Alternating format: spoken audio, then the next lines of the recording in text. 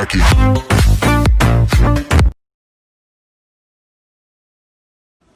Halo teman-teman, selamat sore. Kami dari kelompok 9 mata kuliah kepribadian yang beranggotakan Anissa Nur Farmesya, Amalia Nurul Firdaus, dan Dira Ganata. dan Wahyu Adi Nugroho.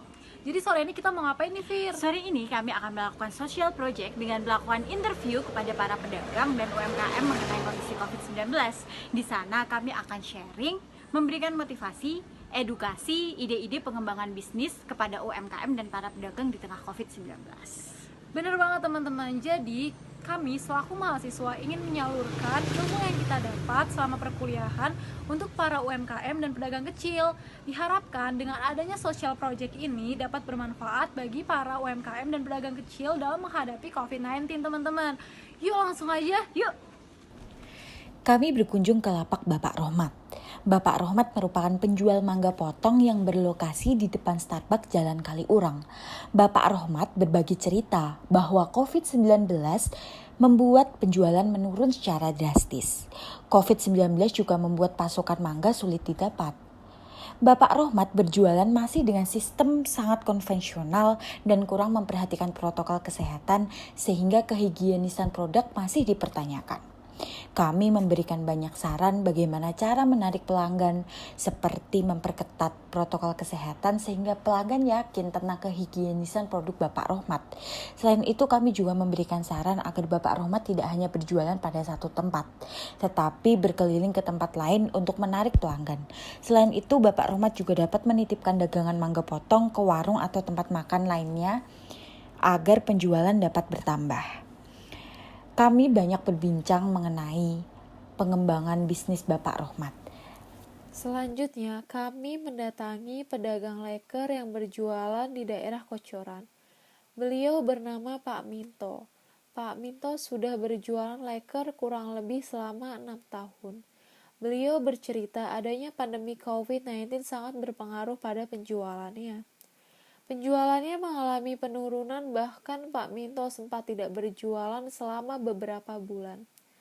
Untuk dapat memenuhi kebutuhan kesehariannya, akhirnya Pak Minto berjualan masker mengikuti tren kebutuhan konsumen saat ini. Pada bulan November 2020, Pak Minto memberanikan diri untuk kembali berjualan leker dengan tetap memperhatikan protokol kesehatan. Mendengar cerita dari Pak Minto, saya memberikan solusi alangkah lebih baiknya Pak Minto melakukan promosi melalui media sosial seperti Instagram, WhatsApp, dan media sosial lainnya. Selain itu, saya juga memberikan saran agar pendapatan Pak Minto meningkat. Lebih baik Pak Minto berjualan leker sekaligus berjualan masker. Dengan begitu, Pak Minto tidak hanya mendapat penghasilan dari satu sumber saja, tetapi 2 sumber sekaligus, yaitu berjualan masker dan juga berjualan leker. Setelah itu, kami pun mengunjungi warung mie ayam dan soto 06 yang berada di Jalan Selokan Mataram yang dimiliki oleh Ibu Fatmawati. Di sana, Ibu Fatmawati banyak bercerita dan berkeluh kesah tentang menurunnya omset penjualan dikarenakan pandemi COVID-19 ini. Kami pun memberikan saran kepada Ibu Fatmawati untuk memasarkan bisnisnya ini ke dalam media sosial, yaitu khususnya Instagram dan Facebook. Baik, selamat siang teman-teman. Nah, tadi kita udah lihat tuh ya pengembangan usaha atau di mana teman-teman saya tadi ada Firda, Ninis dan juga Ardi ya yang berkunjung ke pengusaha-pengusaha ataupun pedagang kaki lima ya dan memberikan motivasi, menanyakan tentang kondisi mereka di pandemi seperti apa gitu. Dan juga beberapa dari mereka ternyata memberikan informasi mengenai BLT dari pemerintah, bantuan langsung tunai seperti itu. Nah, ternyata banyak juga yang udah dapat bantuan langsung tunai dari pemerintah yaitu 2,4 juta. Nah, tadi kan dari teman-temanku yang 3 orang, jadi teman-teman saya dari 3 orang tadi sudah mengembangkan ataupun paling tidak memberikan motivasi kepada pedagang-pedagang kaki lima untuk selalu mengembangkan usahanya, terutama di era pandemi kali ini ya. Nah, untuk saya sendiri di sini saya pengembangan usaha ataupun bisnisnya saya berada di rumah. Jadi di sini saya akan melakukan studi kelayakan bisnis. Jadi dalam pengembangan UMKM terutama usaha mikro kayak gitu. Jadi teman-teman kita akan mengembangkan usaha dengan cara melakukan studi ataupun riset kelayakan bisnis ini. Jadi skenario nya seperti ini teman-teman. Jadi ada sebuah UMKM bernama es puter Pak Iman gitu. Es tong-tong ataupun es puter yang biasanya dijajakan di SD-SD gitu kan.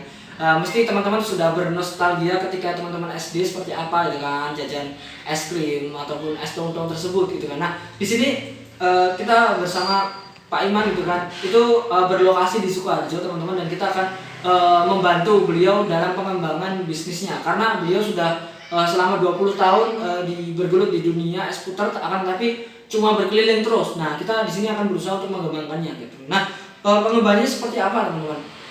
Jadi produk dari es krim Pak Iman ini sendiri adalah es puter dengan berbagai rasa, ada rasa durian, ubi, ungu, kayak gitu, coklat, vanilla, stroberi kayak gitu teman-teman. Nah, jadi teman-teman kita akan mengembangkan dalam memperluas pasarnya. Jadi yang pertama kita akan lakukan adalah bekerja sama dengan catering-catering dan juga hotel-hotel. Karena memang karena sudah pengalamannya yang tinggi gitu kan. Dari wawancara kita itu hampir sudah 20 tahun menggeluti dunia es krim gitu.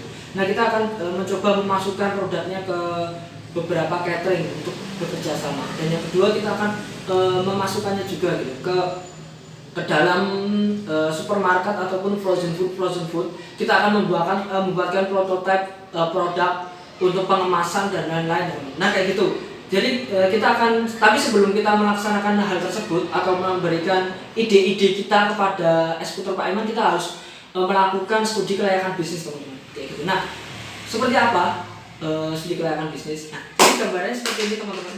Nah, ini sebelumnya Pak Iman berjualan menggunakan gerobak kayak gitu ya. Ini bisa teman-teman lihat di sini. Nah, pertamanya kayak gini. Nah, kita akan mengembangkannya. Nanti akan kita kembangkan ada beberapa penjual. Itu yang pertama akan menambah tenaga kerja keliling, yang kedua frozen food tadi, dan ketiga untuk di catering kayak gitu. Nah, yang pertama kita akan melakukan studi kelayakan bisnis, gitu teman-teman. Baiklah. Yang pertama adalah aspek pasar. Nah, kita sudah melakukan riset, gitu kan. Bersama saya benar-benar sudah melakukan riset tentang aspek pasar gitu. Bisnis ini atau rencana ekspansi ini akan berjalan selama 4 tahun gitu kan. Dan tentu ini sudah ada risetnya. Nah, ini juga kita sudah melakukan analisis pesaing juga seperti itu teman-teman. Nah, lalu setelah itu kita analisis di aspek pasar, kita juga tentang menentukan harga jual. Kita sudah menentukan harga jual dari yaitu 550.000. Nah, lalu untuk proyeksi permintaan gitu teman-teman, kita sudah juga memperhatikan proyeksi permintaan yang mana kita cari gitu. Jadi kita mewawancara juga dari es puter Pak Iman itu berapa sih di penjualan sebelumnya, lalu kita akan melakukan proyeksi penjualan ke depan gitu. Nah, gitu ya teman-teman. Dan ini teman-teman bisa melihat ya PPT di belakang saya ini ya. Nah, teman-teman di sini kita masuk di aspek teknis ya. Jadi kita akan juga itu kan dari es krim Pak Iman ini ternyata masih menggunakan mesin yang tradisional gitu. Nah, dalam pengembangan bisnis ini kita akan memberikan sebuah masukan ataupun sebuah rencana bisnis untuk membeli mesin baru. Jadi kita akan mencoba memberikan mesin baru itu harganya berapa, dan ketika nanti dalam investasi ini membutuhkan dana berapa gitu. Nah, itu ya untuk aspek teknis, melakukan riset tentang lokasi mana sih yang sepertinya bisa kita jadikan sebagai. Nah, lalu kita yang akhirnya di akhir kita melakukan parameter dasar, membuat model keuangan dan lain-lain, dan hasilnya adalah ternyata proyeksi atau rencana pengembangan bisnis ini ternyata layak untuk dilakukan dan menghasilkan NPV sebesar 155 juta gitu. Nah, jadi dengan ide bisnis ini kita akan presentasikan ke es puter Pak Iman, lalu kita akan bantu gitu ya, terutama dalam pencarian dana gitu kan. Ya untuk utang bank dan lain-lain seperti itu, kita akan memberikan rekomendasi gitu. Nah, jadi kita hanya di sini dalam pengembangan sosial project kita itu hanya melakukan riset teman-teman. Yang riset ini akan kita berikan kepada Pak Iman ataupun sebagai pemilik es puter ini sendiri. Jadi nanti hasil dari studi kelayakan bisnis ini akan kita riset ini akan kita berikan ke Pak Iman. yang mengeksekusi adalah beliau langsung.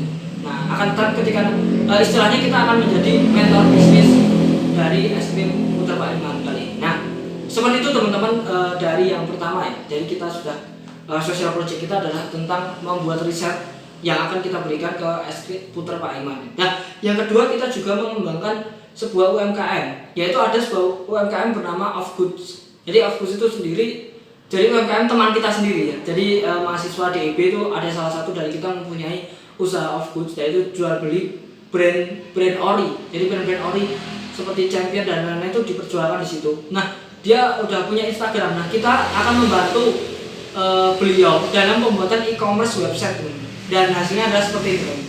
Nah, ya, teman-teman bisa lihat di sini adalah website yang sudah kita bikin ya. Nah, seperti ini websitenya. Nah, itulah website atau e-commerce yang sudah kita buatkan. Nanti website ini akan kita berikan ke teman kita Rizky untuk pengembangan bisnis beliau. Nah, seperti itulah teman-teman social project kita pada hari ini gitu teman-teman.